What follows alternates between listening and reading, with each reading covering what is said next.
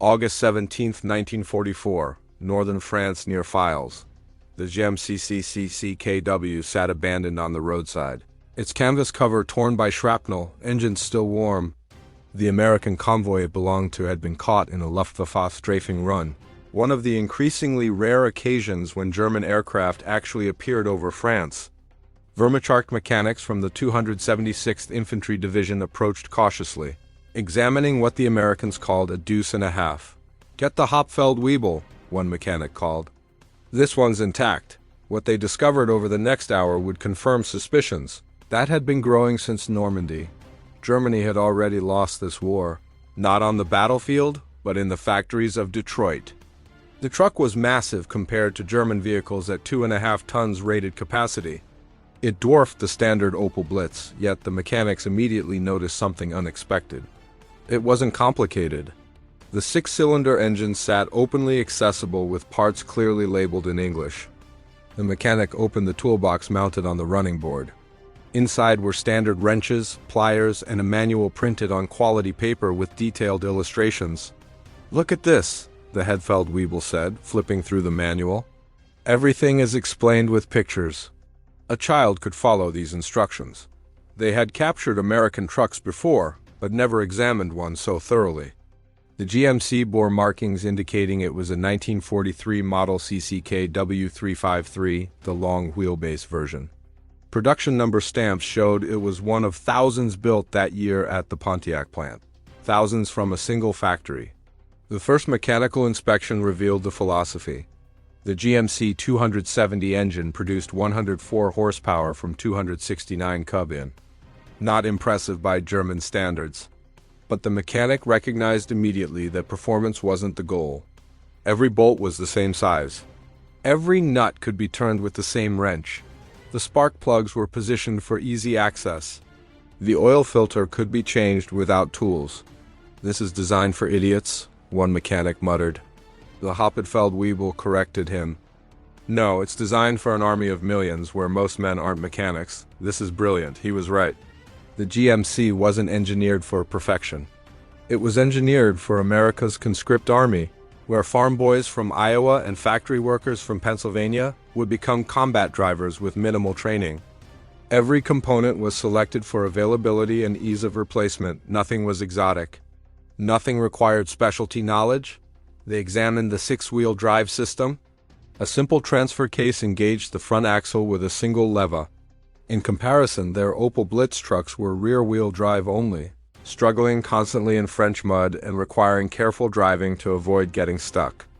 This American truck could power through terrain that would immobilize German vehicles. The suspension used basic leaf springs, crude but unbreakable. The Hopfeld-Weibel thought of the sophisticated torsion bar suspension on the Opel. Beautiful engineering that required factory tools to repair. These leaf springs could be hammered straight with a rock if necessary. Most troubling was what the numbers revealed. Stamped into the frame was Pontiac Plant Number 1. The production number indicated this truck was one of approximately 150,000 built in 1943 alone. One plant, 1 year, more trucks than Germany produced in all categories combined. One mechanic did the math. If one American plant produces this many trucks, how many plants do they have? The answer was dozens. GMC, Chevrolet, Studebaker, International Harvester, Dodge, Ford, all producing similar vehicles to standardized military specifications, all with interchangeable parts. That evening, the unit's supply officer joined the inspection. He had worked in the Opel plant in Brandenburg before the war, understanding automotive manufacturing deeply. "We're looking at this wrong," he said. "We see a simple truck. But what this represents is an entire manufacturing philosophy we can't match." He explained what the GMC revealed about American production. The stamped steel body panels were crude, but could be produced in vast quantities by any press shop. The wooden cargo bed used standard lumber that any sawmill could provide. The canvas top was commercial fabric. Nothing was specialized. Everything was abundant. "Look at the chassis," he continued, pointing to the ladder frame. Straight channel steel welded together. Any structural steel plant could produce these. Compare that to our Opel with its precisely formed frame rails requiring specialized dies. The Americans had designed for their strength, massive industrial capacity. The GMC wasn't superior to the Opel Blitz in engineering elegance, but it was superior in the metric that mattered, projectability. The supply officer's assessment grew darker. In 1943, we produced approximately 27,000 Opel Blitz trucks.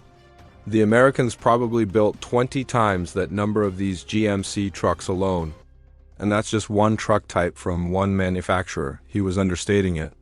American factories would produce over 562,000 CCKW trucks during the war. Germany's entire wartime production of the Opel Blitz, the backbone of Wehrmacht logistics, totaled perhaps 100,000 units, most being the 4x2 version that lacked the GMC's all-wheel drive capability. Over the next week, the unit used the captured GMC for supply runs. It transformed their capabilities. Where their Opel trucks struggled through muddy farm roads, the GMC simply powered through. When loaded beyond its rated capacity, something that happened constantly, it continued functioning. The six-wheel drive provided traction that their rear-wheel drive vehicles couldn't match. A supply sergeant who drove it daily offered his assessment. This truck is reliable in a way our vehicles aren't. It's not that it's better built.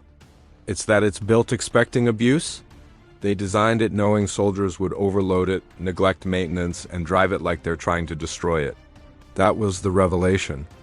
American engineers had designed the GMC for the reality of war, not the theory of it.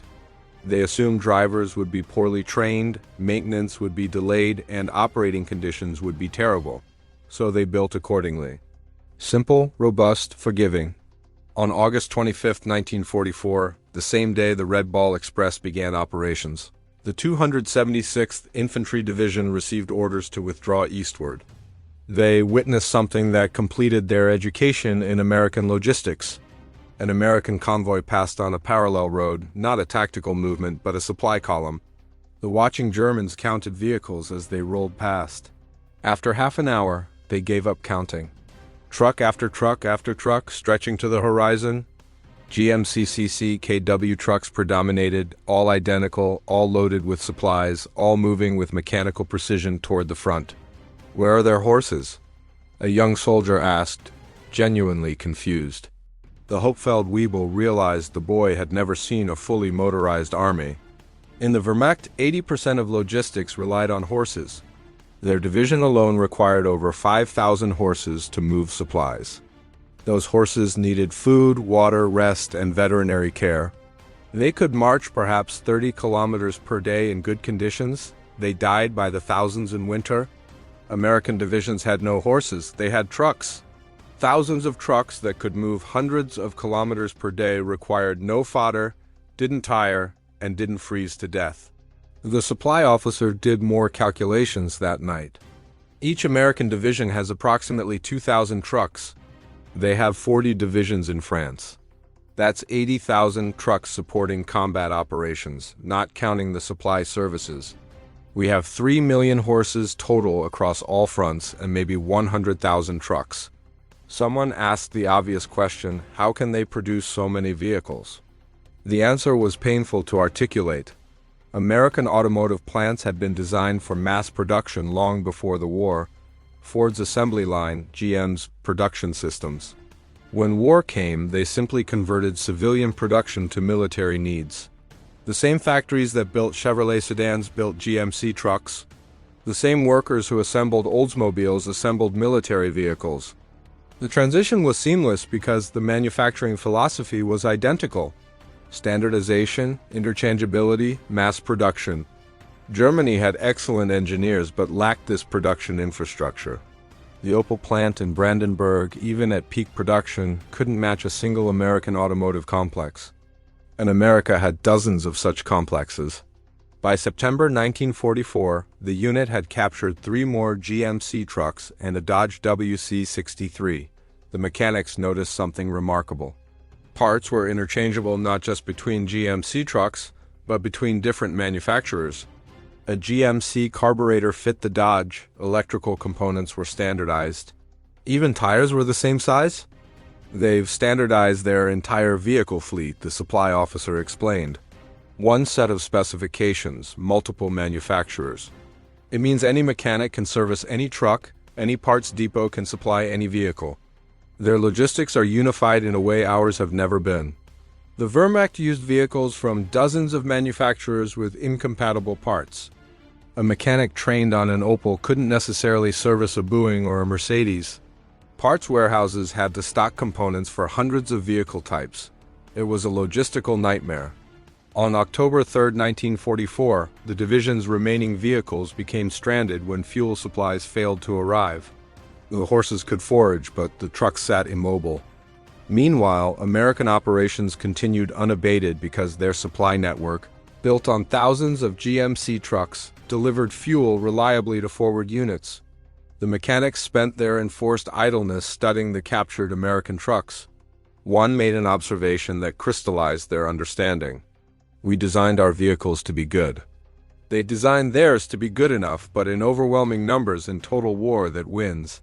The Hetfeld-Weibel wrote a detailed technical report on the GMC CCKW. It documented every aspect: the standardized components, the simple maintenance procedures, the robust construction that sacrificed elegance for durability. The report noted that while the Opel Blitz was superior to the GMC in fuel efficiency and maneuverability, these advantages were meaningless when Germany produced one truck for every 5 or 6 American trucks. The report concluded, American vehicle production represents industrial capacity we cannot match. Their manufacturing philosophy prioritizes quantity and standardization over individual vehicle perfection. In sustained warfare, this approach has proven devastatingly effective.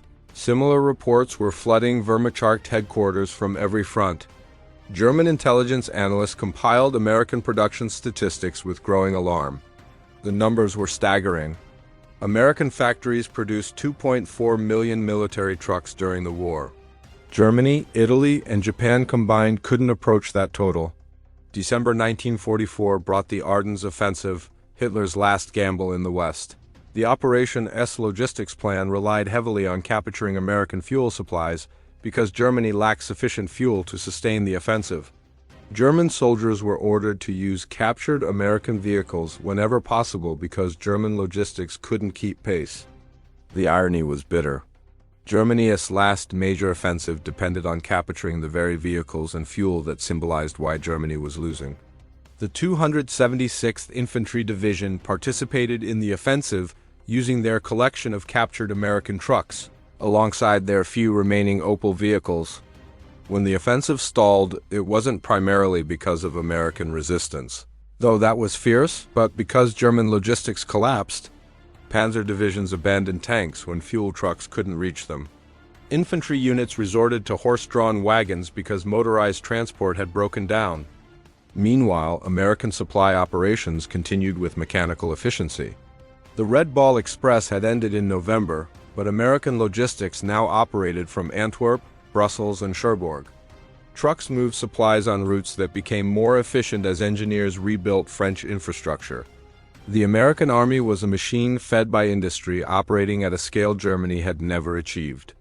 In January 1945, as the Ardennes offensive failed and German forces retreated, the captured GMC trucks proved invaluable. They still ran.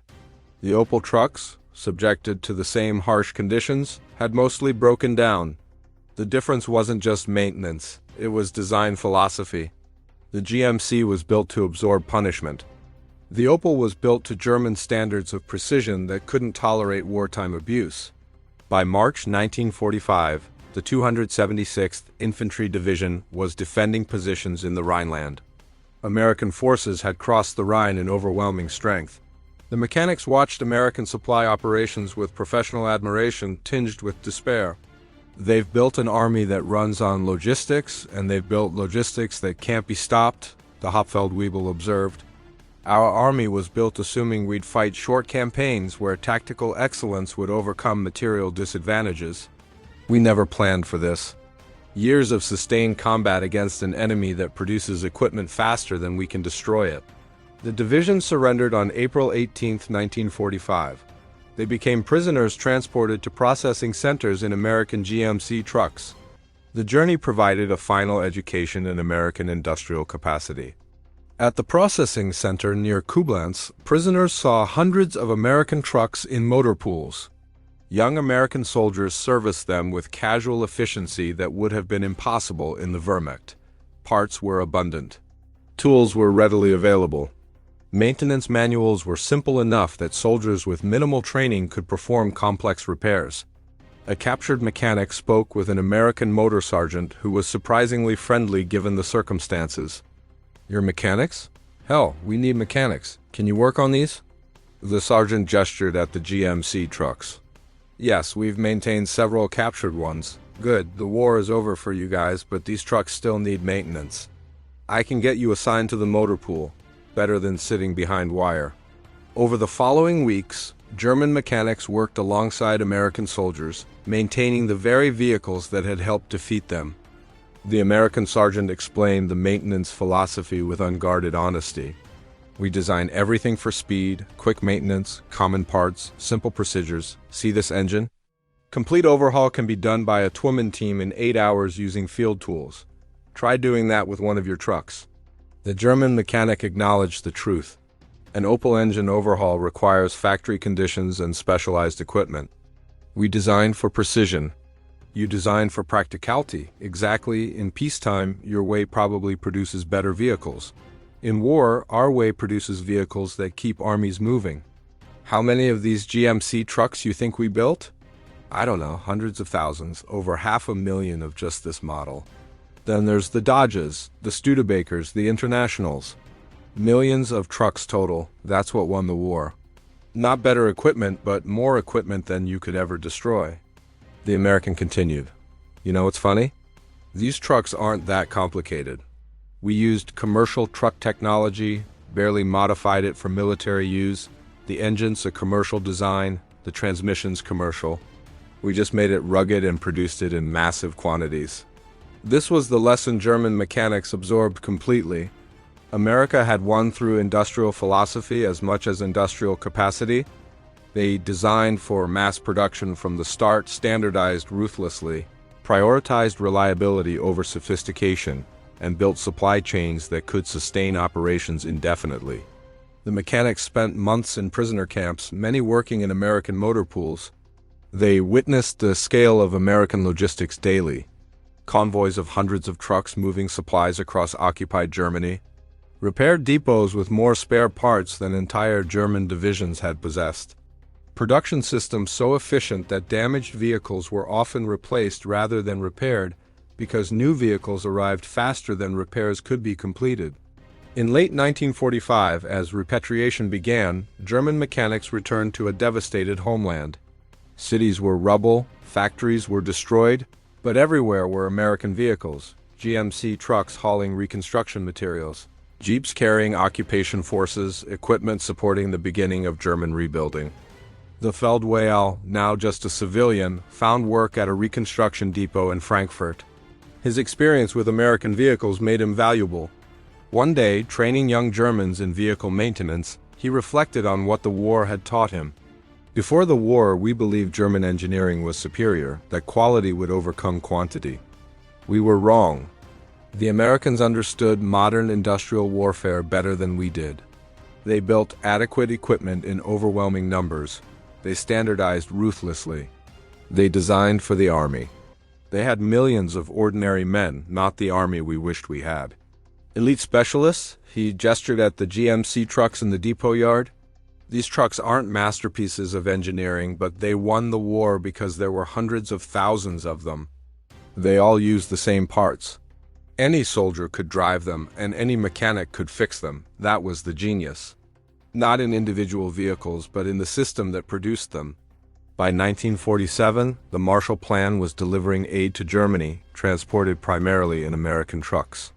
German mechanics maintained these vehicles, applying lessons learned from years of observation and practice. When German industry began rebuilding, many incorporated American manufacturing principles, standardization, component commonality, design for manufacturability. The GMC CCKW remained in American service until the 1960s, a testament to its robust design. Many served even longer in Allied militaries. The Opel Blitz, despite being an excellent vehicle, had become a symbol of Germany's industrial shortcomings during the war. In the decades that followed, German automotive manufacturers merged German engineering precision with American mass production techniques. Companies like Mercedes-Benz, BMW, and rebuilt Volkswagen created vehicles that combined both philosophies: precision engineering designed for efficient mass production.